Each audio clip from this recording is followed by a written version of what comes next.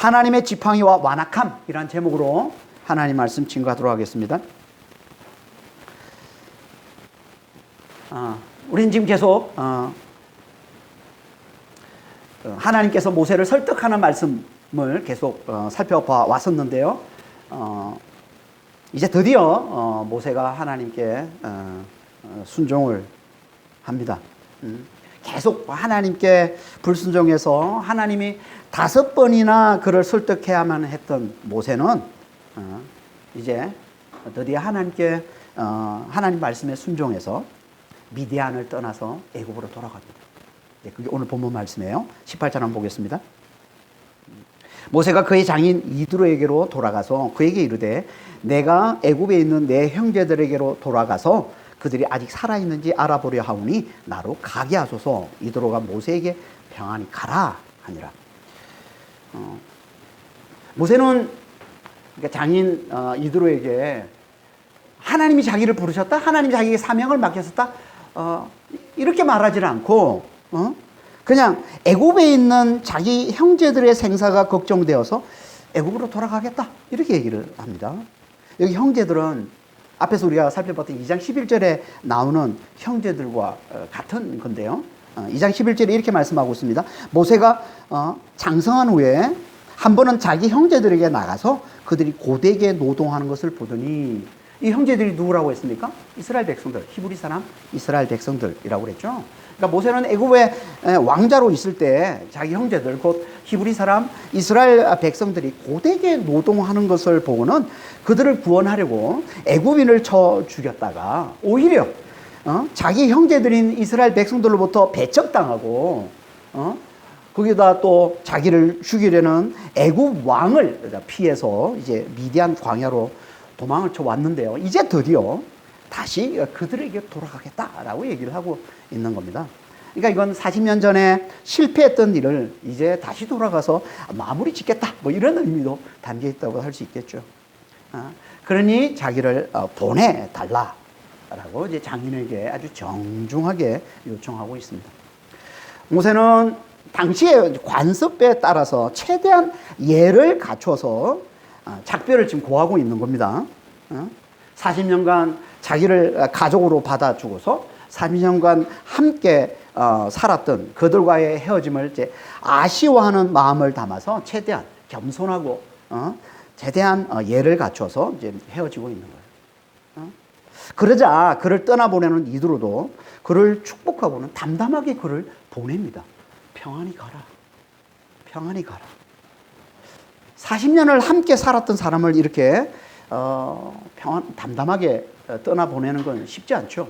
더군다나 모세는 혼자 떠나는 게 아니라 자기 가족을 떠나잖아요. 자기 딸과 그러니까 자기 손자들과 함께 지금 떠나보내는 상황입니다. 이런 상황에서 담담하게 그들을 떠나보내는 건 어려운 일이죠.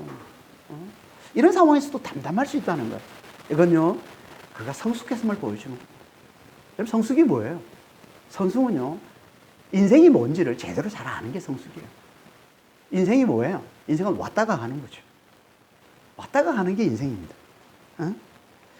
그러니까 만남이 있으면 헤어짐이 있음을 잘 아는 거예요. 오랫동안 함께했던 삶이 있으면 반드시 그들과 이 땅에서의 영원한 헤어짐이 있음을, 다시 말해서 죽음이 있음을 잘 아는 거예요. 이게 성숙이라는 거예요. 그러니까 우리가 이별과 이 죽음에 대해서 잘 모르고 그걸 부정하고 자꾸 그걸 회피하려고 하는 건 우리의 미숙함을 드러내는 겁니다. 그래서 성경에서도 이별과 죽음을 가까이 하고 늘 그걸 잘 준비하는 자가 지혜로운 자다라고 얘기를 하고 있는 거예요. 전도서 7장 2절 4절입니다. 초상집에 가는 것이 잔치집에 가는 것보다 나으니. 여러분 그렇게 생각하세요? 초상집에 가는 게 잔치집보다 가는 게, 아니 결혼시장에 가는 게 낫습니까? 초상집에, 장례시장에 가는 게 낫습니까? 근데 성경에서 뭐라고 그래요? 초상집에 가는 게 잔치집에 가는 것보다 나으니 모든 사람의 끝이 이와 같이 됨이라 산자는 이것을 그의 마음에 둘지어다. 4절에 뭐라고 얘기하고 있습니까? 지혜자의 마음은 초상집에 있으되 우매한 자, 어리석은 자의 마음은 혼인집에 있느니라. 그러니까 우리가 이 이별, 이 죽음, 이걸 늘 가까이 하는 게 지혜론이라는 거예요. 그러니까 누가 죽음을 이렇게 가까이 할 수 있습니까? 당연히 그건 죽음 후에 내세가 있음을, 다시 말해서 하나님 나라가 있음을 잘 아는 자겠죠. 다시 말해 죽음이 끝이 아님을 잘 아는 자. 다시 말해서 부활과 생명이신 예수를 믿으면 죽어도 다시 사는 자가 됨을 잘 아는 자가 죽음을 가까이 할 수 있는 겁니다. 예수님이 부활과 생명이시잖아요. 요한복음 11장 25절입니다. 나는 부활이요 생명이니 나를 믿는 자는 죽어도 살겠고 무릇 살아서 나를 믿는 자는 영원히 죽지 아니하리라. 이것을 네가 믿느냐? 그러니까 우리는 예수를 잘 믿는 자가 되어서 사랑하는 사람들과의 피할 수 없는 헤어짐을 슬프는 하되 크게 슬퍼하지 않을 수 있는 자, 그가 지혜로운 자, 성숙한 자라는 겁니다. 그래서 데살로니가전서에서 이렇게 말씀하고 있는 거예요. 데살로니가전서 4장 13절에 형제들아, 자는 자들에게, 자는 자는 믿음 안에서 죽은 자를 말하는 겁니다. 죽은 자들에게 관하여는 너희가 알지 못함을 우리가 원하지 아니하노니 이는 소망 없는 다른 이와 같이 슬퍼하지 않게 하려 합니다. 소망 없는 사람은 죽은 자를 보면 크게 슬퍼하는데, 우리 믿음 안에 있는 자는, 소망이 있는 자는, 죽어도 다시 산다는 이 믿음을 가지고 있는 자들은 크게 슬퍼하지 않는다는 거예요. 이게 믿는 자라는 겁니다. 모세는 이렇게 하나님의 말씀에 순종해서 이제 드디어 장인과 헤어져서 이제 애굽으로 돌아갑니다. 그런데 어디에도 그가 하나님의 사명을 받아들였다는, 하나님의 사명에 순종해서 돌아간다는 말씀은 어디에도 없습니다. 그냥 자기 형제들이 살아있는지 궁금해서 자기 형제들이 살아있는지 알아보려고 돌아간다고만 했지 하나님의 사명을 받아들였다라는 말씀은 어디에도 없는 거예요 지금. 왜 그런 걸까요? 그건 아직 모세가 자신을 통해 하나님이 이스라엘 백성을 구원해 내신다는 이 사명을 자신이 잘 감당해 내릴지에 대한 확신이 없기 때문에 그런 겁니다. 다시 말해서 앞에서 4번씩이나 하나님의 말씀을 선뜻 받아들이지 못했던 모세는 마지막 이 5번째도 하나님의 말씀에 흔쾌히 순종하지는 못했던 거예요. 그런 여전히 자신이 그 일을 잘 감당해 낼 수 있을지 의심스러웠던 겁니다. 하지만 그래도 그는 이제 하나님의 말씀을 받아들이고 있던 겁니다. 흔쾌히는 아니지만 마치 못해서 받아들이는 것처럼 보이고 있지만 그래도 그는 하나님의 말씀을 받아들이고 있는 거예요. 다시 말해서 그 안에 아직 의심은 있지만 그래도 하나님의 말씀을 받아들여 순종하고 있는 것, 이게 믿음인 거예요. 이게. 하나님은 이걸 영의 믿음, 우리의 진정한 자인 영, 우리의 진짜 자인 이 영의 믿음이 이 혼의 의심을 물리치신 것으로 보는 겁니다. 하나님께서 물리친 것으로 하나님 보시는 거예요. 여러분, 믿음은 의심이 없는 게 아니에요. 의심을 이기는 거예요. 의심을 물리치는 거예요. 영의 믿음이 혼의 의심을 물리치고 이기는 거예요. 이게 믿음인 겁니다. 혼의 이 이성과 이 감정에 의심이 있어도 영의 의지로 그걸 정복하고 하나님의 말씀에 순종하기로 결정하고 그 순종을 선택하는 것, 이게 믿음이라는 겁니다. 그러면 하나님께서 어떻게 하실까요? 그 믿음을 북돋는 힘을 불어넣어 주십니다. 그걸 말씀하고 있는 게 19절 말씀이에요. 이렇게 하나님 말씀에 순종해 나갈 때 하나님께서 그 믿음을 더 북돋아주는 힘을 불어넣어 주세요. 그래서 19절에 이렇게 말씀하고 있습니다. 여호와께서 미디안에서 모세에게 이르시되 내굽으로 돌아가라, 네 목숨을 노리던 자가 다 죽었느니라. 모세가 영의 믿음으로 혼의 의심을 물리치고 말씀에 순종해서 나아가자 하나님께서 이렇게 말씀하시면서 그에게 힘을 주시는 거예요. 애굽으로 돌아가. 네 목숨을 노린 자들이 이제 다 죽었어. 이 목숨을 노리는 자, 그 핵심이 누구예요? 애굽 왕이죠. 우리 앞에서 2장 23절에서 살펴봤었는데요. 여러 해 후에 애굽 왕이 죽었다라고 얘기했죠. 그리고 하나님께서 이제 모세를 불러서 애굽으로 보내시는 겁니다. 이 애굽 왕이 전통적인 개념으로는 이제 투트모스 3세라고 얘기하는데, 이 투트모스 3세 때 이스라엘 백성들의 고난이 가장 극심했다고 그러죠. 애굽에서 노예살이하는 이스라엘 백성들을 가장 크게, 가장 심하게 핍박했던 왕이, 애굽 왕이 이 투트모스 3세입니다. 그러니까 이 투트모스 3세를 비롯한 모세를 대적하던, 모세의 목숨을 노리던 모든 자들이 다 죽었다는 건 이스라엘의 고난이 끝나고 이제 하나님의 통치, 곧 하나님의 구원이 시작됨을 암시하는 거라고 했습니다. 이걸 하나님이 친히 이제 모세에게 나타나서 알려주시는 거예요. 이제 너가 돌아가도 이제 안전해. 너의 목숨을 노리는 자는 다 죽었어. 이제 안전해. 라고 그를 격려하고 그가 돌아갈 길을 어떻게 보면 격려하는 것도 되지만, 또 한편으로는 이제 내 구원이 시작된 거야. 이제 내 구원이 내가 너에게 말했던 내 백성을 내가 구원해내겠다는 이 구원이 내가 이미 시작했어 라고 모세에게 지금 알려주고 있는 거죠. 왜 이걸 모세에게 알려주는 걸까요? 당연히 그건 애굽으로 돌아가는 그에게 힘을 북돋워 주기 위해서 그런 거죠. 다시 말해 그의 믿음을 더 굳세게 하기 위해서. 지금도 마찬가지예요. 하나님은 우리가 믿음으로 순종할 때, 하나님은 이렇게 우리에게 말씀이나 또 환경을 통해서 우리의 믿음을 더 굳세게 하는 이렇게 힘을 북돋워 주십니다. 우리가 말씀에 순종해서 나아갈 때. 우리 삶 가운데도 그런 일이 실제로 많이 있습니다. 한번 해보세요. 정말 하나님의 말씀에 우리가 순종해 나갈 때, 내 안에 의심이 있어도 그 의심을 물리치고 순종해서 나아갈 때 하나님께서 우리를 말씀이나 또 다른 환경을 통해서 우리를 격려해주고 우리에게 힘을 주시는 그런 경험을 우리가 잘 할 수가 있습니다. 지금 모세가 지금 그걸 보여주고 있는 거예요. 모세는 분명 하나님의 이 말씀을 듣고는 더 힘이 났을 거예요. 그래서 20절에 이렇게 말씀하고 있는 겁니다. 20절 한번 보겠습니다. 모세가 그의 아내와 아들들을 나귀에 태우고 애굽으로 돌아가는데 모세가 하나님의 지팡이를 손에 잡았더라.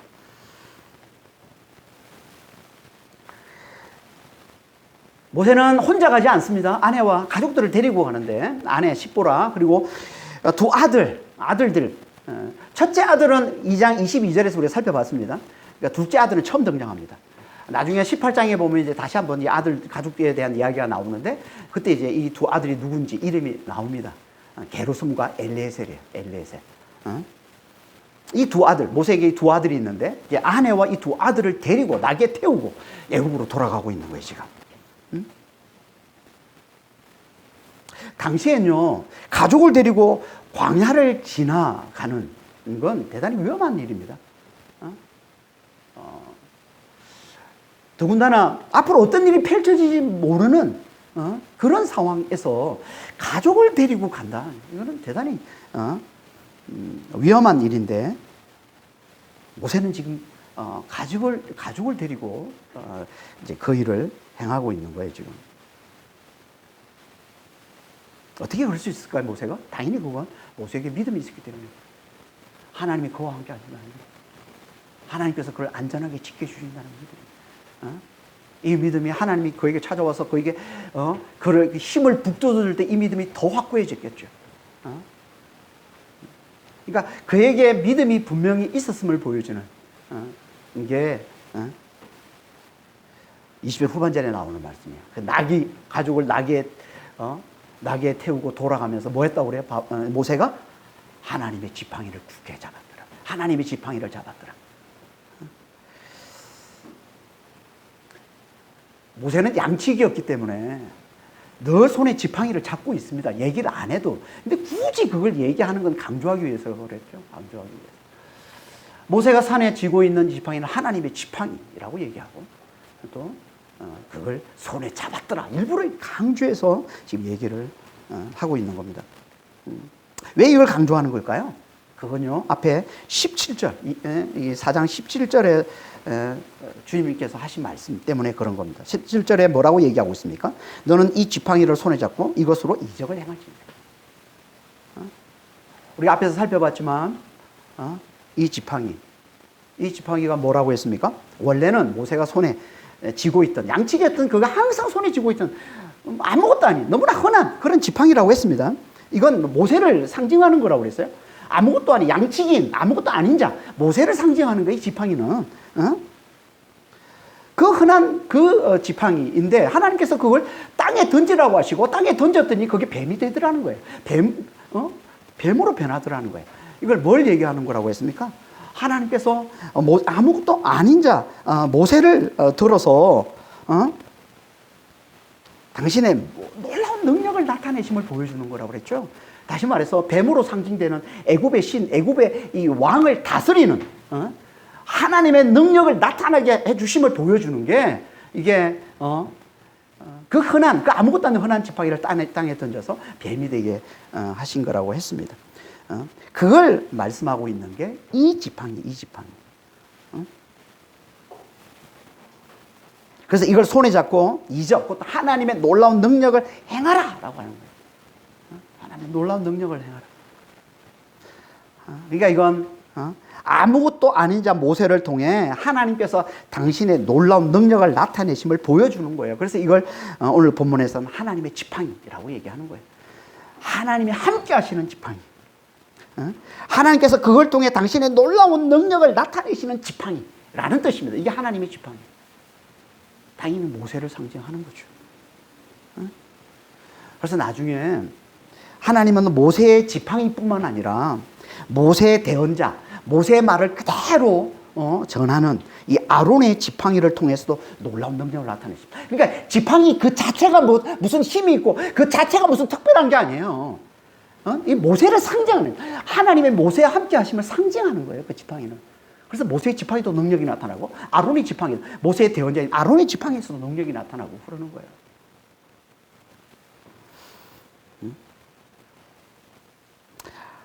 그러니까 이건 하나님께서 아무것도 아닌 자 모세를 통해 당신의 놀라운 능력을 나타내심을 상징적으로 보여주고 있는 겁니다. 이게 하나님의 지팡이인 거예요.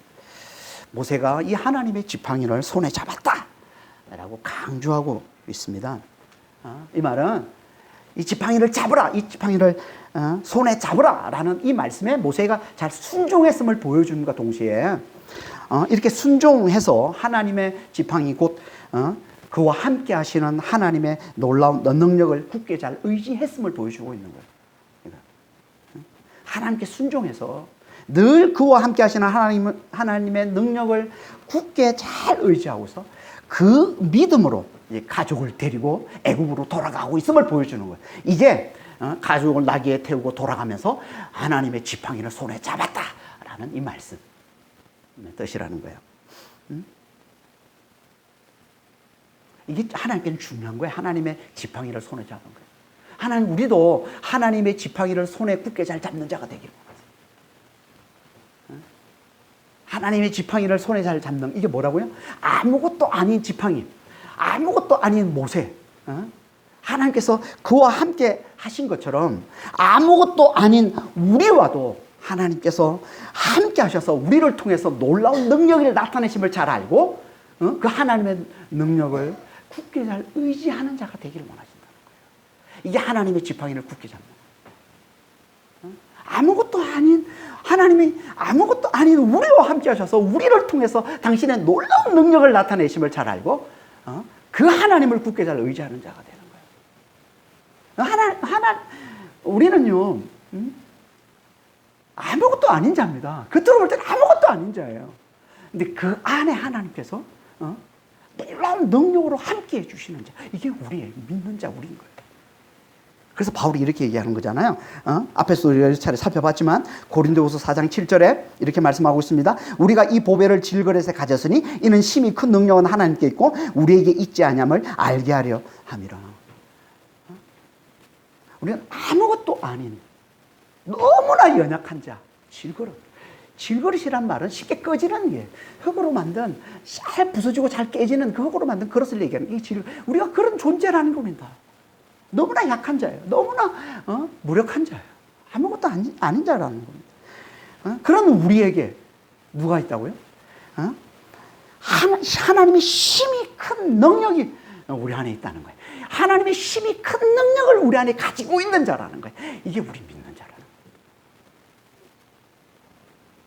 그러니까 믿는 자는 겉으로는 약하지만, 겉으로는 보잘것없어 보이고, 겉으로는 아무것도 아닌 것처럼 보이지만 그 안에 하나님의 힘이 큰 능력이 있음을 알고 늘 그 능력을 잘 의지하는 자라는 거예요. 그래서 그 능력이 우리를 통해서 드러나서 넉넉히 이기는 삶을 잘 사는 자, 이게 믿는 자라는 거예요. 그래서 고린도후서 12장 9절 10절에 이렇게 말씀하고 있는 겁니다. 나에게 이르시되 내 은혜가 너에게 족하도다. 이는 내 능력이 약한 데서 온전하여 짐이라 하신지라. 그러므로 내가 그리스도를 위하여 약한 것들과 능욕과 궁핍과 박해와 공고를 기뻐하는 이는 내가 약한 그때 강함이라. 내가 약한 그때 강함이라. 여러분 이 말씀을 믿으세요? 우리가 좀 전에 찬양도 있잖아요. 열심히 찬양하지 않았어요? 우리가 너무나 잘하는 찬양 아닙니까? 약할 때 강함 되시고. 이 말씀이에요, 이 말씀. 약한 그때 강함이라. 이게 우리 정체성이라니까? 우리는 약한데 강한 자야. 이거 아세요? 이거 약한데 강한 자.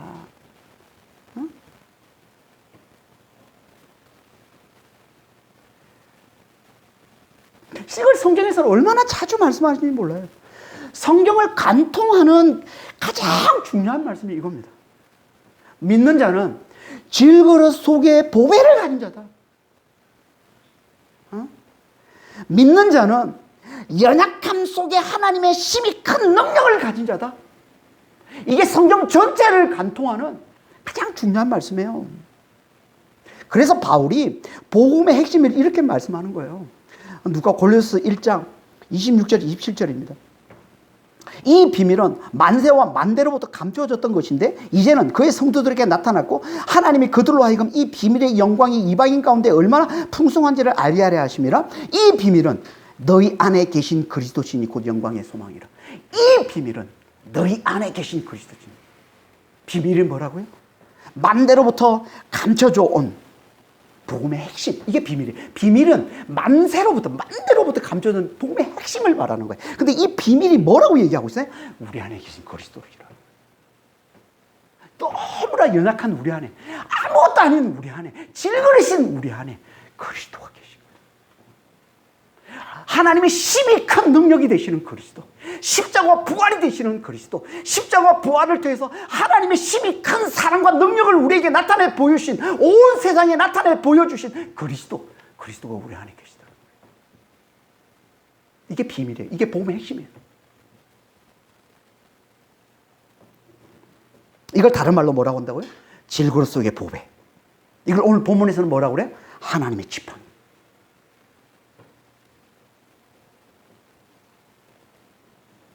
우리 아무것도 아닌 너무나 연약한 자이지만 우리 속에는 하나님의 힘이 큰 능력이 있다는 거예요. 하나님의 힘이 큰 사랑과 능력이신 그리스도가 우리 안에 계시다는 거예요. 이걸 잘 알아보고 늘 우리 속에 계신 하나님의 힘이 큰 사랑과 능력, 그리스도를 굳게 잘 의지하는 자가 하나님을 제대로 믿는 자예요. 하나님은 그런 자를 통해 놀라운 사랑과 능력을 펼쳐보시는 게 세상에.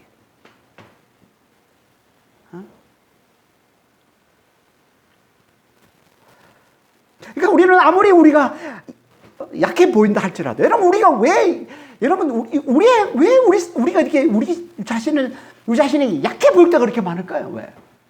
우리가 연약한 모습을 볼 때가 그렇게 많을까요? 여러분 왜 그런지 아세요? 그래야 우리 안에 계신 진짜 강함이신 그리스도를 바라볼 줄 알기 때문에 그런 거예요.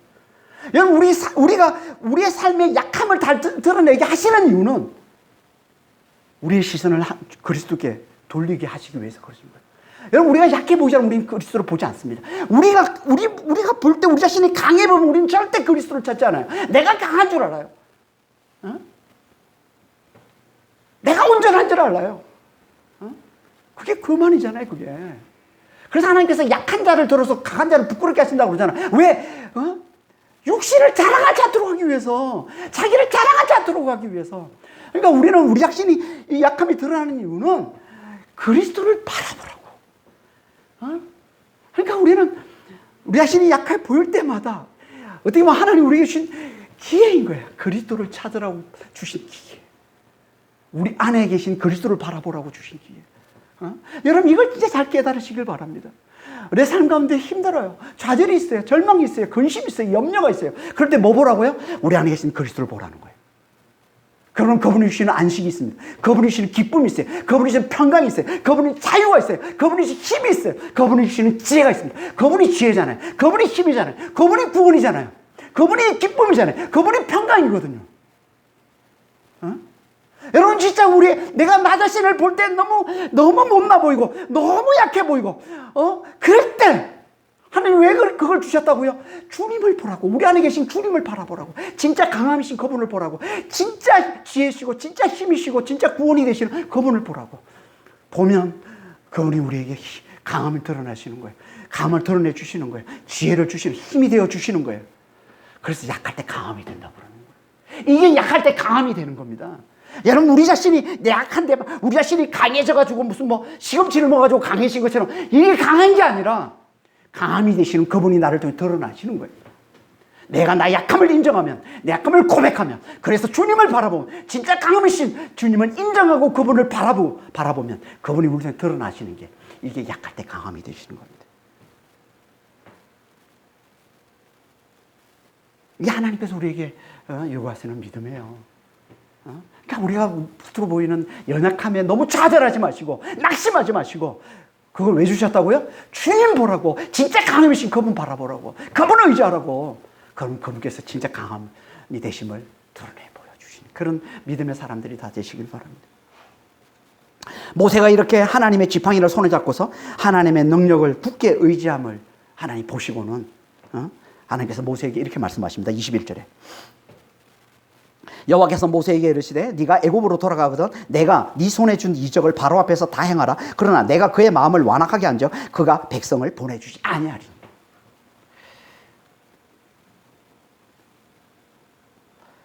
애굽으로 돌아가거든 내가 네 손에 준 이적. 이게 뭐예요? 내가 네 손에 준 이적. 이거는 내가 네가 손에 잡은 하나님의 지팡이를 통해 행할 이적을 말하는 거예요. 하나님 지팡이를 통해 행할 이적. 이걸 바로 앞에서 마음껏 행하라는 거예요. 다시 말해서 너와 함께하는 나의 하나님 야훼 하나님을 굳게 의지함으로 하나님의 능력을 바로 앞에서 마음껏 펼쳐 보이라는 거예요. 이건 실제로 나중에 모세가 바로 앞에서 펼쳐 보이죠. 그게 뭐예요? 그게 10가지 재앙, 그 10가지 심판인 거예요. 그러니까 이건 나중에 하나님의 모세를 통해 바로 앞에서 10가지 재앙의 이 무수히 많은 하나님의 놀라운 능력들을 나타내 보여주실 걸 지금 말씀하고 있는 겁니다. 그런데 그렇게 하나님이 모세를 통해 많은 이적을 펼쳐 보여주지만 그래도 바로가 어떻게 한다고요? 완악해서, 마음이 완악해서 이스라엘 백성을 보내주지 않을 거라는 거예요. 마음이 완악해서. 완악이 뭡니까? 마음이 완악하다는 게 뭘까요? 그건요, 마음이 돌처럼 견고하게 딱딱하게 굳어 있는 걸 말하는 겁니다. 견고함, 딱딱함, 굳어 있음. 이게 완악이에요. 그래서 하나님이 무슨 말을 해도 듣지 않는 거예요. 더 나아가서 그 말씀을 증거하는 어떤 놀라운 능력을 보여줘도 듣지 않는 거예요. 꼼짝하지 않는 거예요. 이게 하나님 앞에 완악함인 겁니다. 그럼 결국 어떻게 돼요? 그럼 멸망할 수밖에 없는 거죠. 그래서 시편 95편 7절 8절 11절에 이렇게 말씀하고 있는 거예요. 너희가 오늘 그의 음성을 듣거든 너희는 너희의 마음을 완악하게 하지 말라. 11절에 내가 노하여 맹세하기를 그들은 내 안식에 들어오지 못하리라.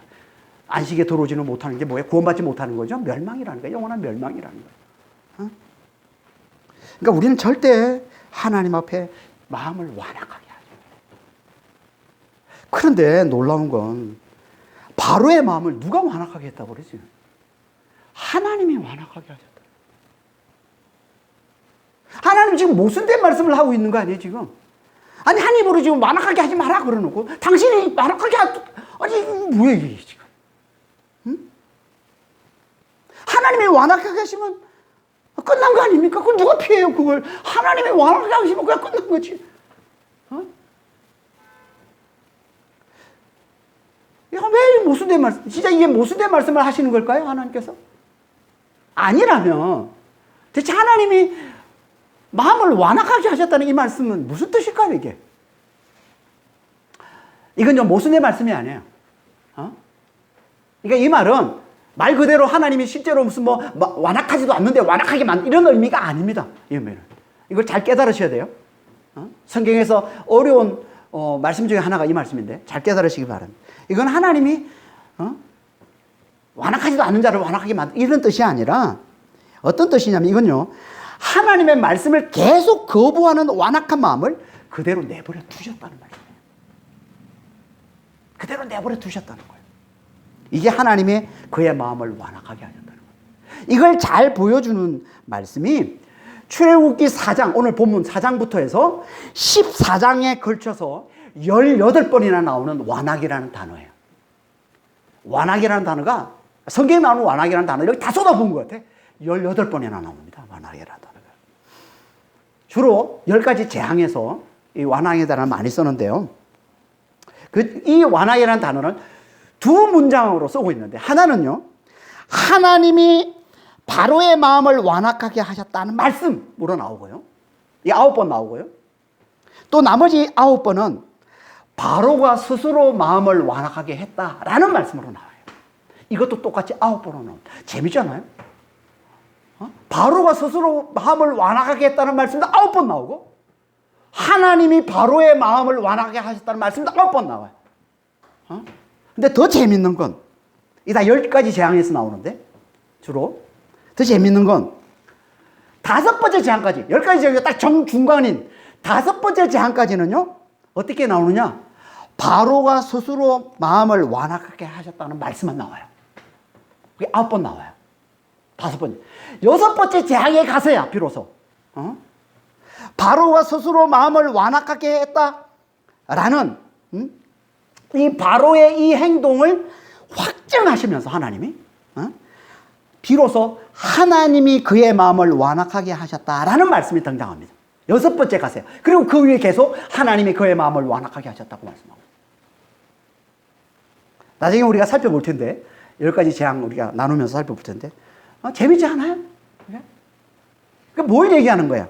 그러니까 하나님이 바로의 마음을 완악하게 하셨다는 건 그가 스스로 마음을 완악하게 하고 있는 그걸 하나님이 확정했음을 보여주는 거예요. 하나님이 확정하시는 말씀이에요. 다시 말해서 바로가 스스로 마음을 완악하게 하는 걸 하나님이 내버려 주신 거예요. 하나님 확정해 버리신 거예요. 하나님 내버려 두신 거예요. 내버려 두시는 거예요. 이게 하나님이 그의 마음을 완악하게 하신 거예요. 여러분 하나님은 절대로 완악하지 않는 자를 완악하게 만드신 분이 아니에요. 절대 그런 분 아닙니다. 정말 이거는 제대로 깨달아야 돼요. 오죽하면 성경에서 하나님은 아무도 시험하지 않는다고 그러겠어요. 하나님 시험도 안 하시는 분인데 무슨 완악하게 만들어요. 야고보서 1장 13절에 사람이 시험을 받을 때 내가 하나님께 시험을 받는다. 생략을 해버렸네. 내가 하나님께 시험을 받는다 하지 말지니 하나님은 악에게 시험을 받지도 아니하시고 친히 아무도 시험하지 아니하시고 하나님 시험하지 않아요. 물론 여기 시험은 테스트가 아니라 템테이션. 우리 넘어지게 만드는 유혹, 미혹을 얘기하는 겁니다. 이런 시험 하나님 하지 않아요. 그러니까 하나님은 절대 우리를 시험하지도 않고 우리를 악하게 만드시는 분이 아니라는 거예요. 절대 우리를 완악하게 만드시는 분이 아니라는 거예요. 물론 그분은 악을 만드시는 분은 맞아요. 그래서 이사야서 45장 7절에 보면 뭐라고 얘기하고 있습니까? 하나님은 평안도 짓고 환란도 창조하고 평안도 창조하고 환란도 창조하고 이 환란이라는 이 단어가 악이라는 단어도 됩니다. 라라는 단어인데 환란이라는 뜻도 되고 악이라는 뜻도 되거든요. 환란을 창조한 건 악을 창조한 건 맞습니다. 하지만 이 말은 하나님이 악을 창조하셨다 라는 이 말은 우리를 자유로운 인격체 다시 말해서 악을 선택할 수 있는 존재로 만드셨다는 것이지 악 그 자체를 창조하셨다는 게 아니에요. 악을 선택할 수 있는 존재로 우리를 만드신 거예요. 그게 인격이잖아요. 그게 자유로운 인격체잖아요. 하나님을 하늘과 똑같이 자유로운 인격체로 만드신 거예요. 그래서 악을 선택할 수 있어요, 우리가. 그걸 악을 만드셨다고 하는 것이지 악 자체를 만드신 게 아니에요. 악 자체는 어디서 나와요? 하나님을 대적하는 데서 나오는 거예요. 그래서 하나님을 대적하는 사탄, 악한 자, 마귀를 최초의 살인자, 거짓의 아비, 최초로 악을 행한 자라고 얘기하고 있는 거예요. 요한복음 8장 44절에서. 하지만 이 악도 하나님의 능력 아래에 있습니다. 왜요? 하나님은 모든 존재, 만유의 근원이 되시기 때문에. 그러니까 악도, 사탄이 만들어내는 이 악도 하나님의 능력 아래에 있는 거예요. 그래서 하나님이 그 악도 얼마든지 당신의 뜻을 이루는 도구로 쓰시는 겁니다. 그래서 창세기 50장 20절을 보면은 요셉이 형들이 요셉을 팔아서 17년간 노예로 살다가 제수로 살다가 그 총리가 된 애굽의 총리가 된 요셉이 그러잖아요. 마지막에 당신들이 나를 해롭게 하려고 나를 팔았지만 하나님이 그것을 선으로 바꾸사 많은 백성을 구원하게 하려 하심이라. 하나님은 악도 얼마든지 당신의 뜻을 이루는 도구로 쓰신다는 거예요. 하나님은. 그렇게 쓰고 난 후에 그래도 끝까지 남아있는 그 악은 하나님 반드시 멸하시는 거예요. 그러니까 하나님의 마음을 완악하게 하셨다는 건 스스로 완악해진 마음을 그대로 내버려 주심을 얘기하는 거예요. 그러니까 이 말씀은 로마서 1장 24절 28절 말씀과 같은 말씀이에요.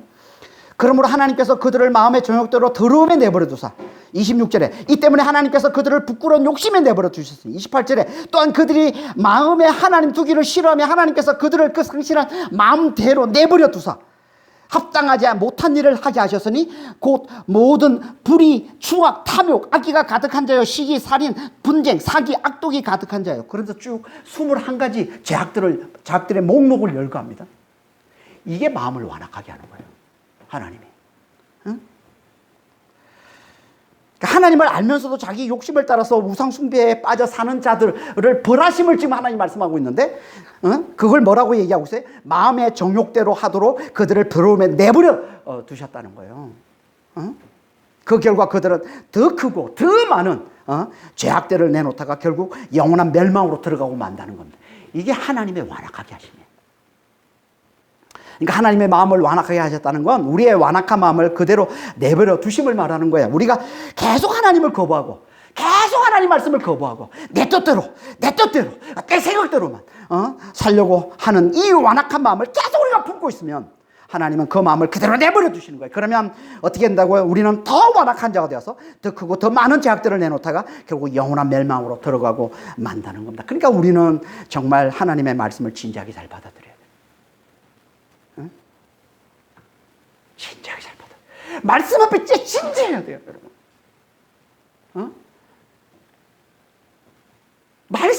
하는 말씀을 잘 들어요. 여러분, 우리의 영원한 멸망을 가르는 게 말씀인데. 하나님의 말씀을 잘 듣느냐 못 듣느냐에 따라서 우리의 영원한 멸망으로 이르냐면 영생에 이르냐 달려있는 건데, 말씀을 어떻게 여기는 건 안 되는 거예요, 이거는. 잘 들어야 돼요. 우리가 말씀을 들어도 제대로 깨닫지 못하면 하나님이 그러면 완악한 줄로 치는 게 아니라 그 말씀을 듣고 제대로 못 들으면 그 말씀을 증거하는 이적을 보여주시고 놀라운 능력을 나타내서라도 우리가 어떻게 해서 말씀을 깨닫도록 만들어 주신단 말이에요. 그렇게 말씀을 듣고 잘 깨닫고 그리고 말씀을 증거하는 이적을 보고 하나님의 능력을 보고 잘 깨닫는 자가 돼야지. 그래야 하나님께서 하나님의 은혜로 하나님 우리를 거기로 이심으로 우리가 구원에 이르게 되는 것이지. 그렇지 않으면 우리는 하나님께서 우리가 계속 완악한 마음을 하나님 앞에 드러내면 그 완악함을 그대로 내버려 두셔서 그럼 더 완악하지가 되어서 결국 영원한 멸망으로 들어가고 만다는 거예요. 정말 우리 중에는 그런 자가 한 사람도 없기를 바랍니다. 그래서 이렇게 말씀하고 있는 거예요. 22절 23절에 너는 바로에게 이르기를 여호와의 말씀에 이스라엘은 내 아들 내 장자라 내가 내게 이르기를 내 아들을 보내주어 나를 섬기게 하라 하여도 내가 보내주기를 거절하니 내가 내 아들 내 장자를 죽이리라 하셨다 하라 하시니라. 끝까지 완악하면 어떻게 되는지를 보여주고 있는 거예요 지금. 이스라엘은 내 아들 내 장자인데 내가 내 아들을 보내기를 거절하였으니 나도 너의 아들 너의 장자를 죽이리라. 이건 실제로 나중에 10가지 재앙 중에 마지막에 나타날 가장 큰 재앙을 미리 지금 모세에게 말씀해 주고 있는 거죠. 마지막에 주어질 가장 큰 재앙, 장자를 죽이는 재앙. 장자가 뭐예요? 장자는요, 가족의 기업과 가족의 유산을 물려받는 가족을 대표하는 자입니다. 이게 장자예요. 성경의 장자는 가족을 대표하는 자예요. 그러니까 장자의 죽음은 곧 뭘 상징하는 겁니까? 가족 전체의 죽음을 상징하는 거예요. 이게 장자의 죽음이에요. 가문이 끊기는 거예요. 멸문지하가 되는 거예요. 이게 장자의 죽음인 거예요. 장자의 죽음이 상징하는 거란 말이에요. 이게 뭐라고? 이게 완악함의 결과라는 겁니다. 그러니까 우리가 하나님 앞에 계속 완악하면 우리는 결국 가족 전체의 죽음과 같은 철저하고 영원한 멸망을 당하게 될 거라는 겁니다. 그러니까 우리는 완악해지지 말아야 돼요. 완악해지지 말아요. 완악이 뭐라고요? 하나님의 말씀을 듣고도 순종하지 않는 거예요. 따르지 않는 거예요. 계속 그걸 거부하는 거예요. 더 나아가서 그 말씀을 증거하는 하나님의 놀라운 능력을 보여주는데도, 이적을 보여주는데도 그걸 끝까지 계속 거부하는 거예요. 끝까지 하나님을 믿지 않는 거예요. 아무리 말씀을 전해도 그 말씀을 받아들이지 못하고, 그걸 증거하는 하나님의 놀라운, 하나님의 지팡이의 이적, 하나님의 지팡이, 아무것도 아닌 우리를 통해서 하나님의 드러내시는 놀라운 능력과 놀라운 사랑과 능력을 막 보여주는데도 하나님 말씀을 안 들어. 난 하나님 관심 없어. 하나님, 에휴, 무슨 하나님이다. 아무리 말씀을 전해도, 그리고 그걸 증거하는 하나님이 우리를 통해서, 연약한 우리를 통해서 드러내시는 사랑과 능력을 아무리 많이 보여줘도 하나님을 받아들이지 않는, 그 말씀을 받아들여 하나님을 끝까지 거부하는, 이게 완악함인 거예요. 그럼 멸망일 수밖에 없다는 거예요. 정말 우리는 완악하지 말아요. 이런 완악한 자가 되지 말아요. 정말 말씀 앞에 진지한 자가 되시길 바랍니다. 다른 건 다 제쳐놓고, 여러분 말씀이 있는 곳에는 여러분 정말 만사를 제쳐놓고 달려와야 돼요. 예배 때는 만사를 놓고 달려오는 자가 되시길 바랍니다. 그래야 완악과 거리가 먼 자가 되지. 말씀을 등한시 여기고 예배를 등한시 여기고 하나님 말씀이 있는 곳을 별로 그렇게 중요하게 여기지 않으면요, 완악과 가까워지는 거예요. 하나님이 계신 곳이라면, 하나님의 말씀이 떨어지는 곳이라면 만사를 제쳐놓고 달려올 줄 아는 믿음이 있는 자가 되어야 됩니다. 그래야 완악과 멀어지는 거예요. 잘 새겨 들으시길 바랍니다. 잘 있다가도 말씀만 들으면, 가끔 예배도 보면 잘하다가도 말씀만 들으면 자는 사람이 있고, 말씀만 들으면 딴짓다. 찬양도 열심히 하고 다 열심히 하는데 하나님 말씀을 들으면 그냥 뭐 몸이 건질건질해서 못 있는 사람, 그런 사람들이 있잖아요. 정말 잘 들으시기 바랍니다. 그러니까 우리는 절대 완악한 자가 되지 마시기 바랍니다. 하나님 말씀을 잘 듣고서 하나님을 잘 믿고 그 말씀을 잘 받아들이는, 그래서 그 속에 하나님이 계시는, 그래서 그 속에 그리스도가 계시는 하나님의 지팡이, 그 질그릇 속에 보배를 가진 자, 아무것도 아닌 너무나 연약한 우리 속에 그리스도가 사시는 자, 그런 믿음의 사람들이 다 되시길 바랍니다.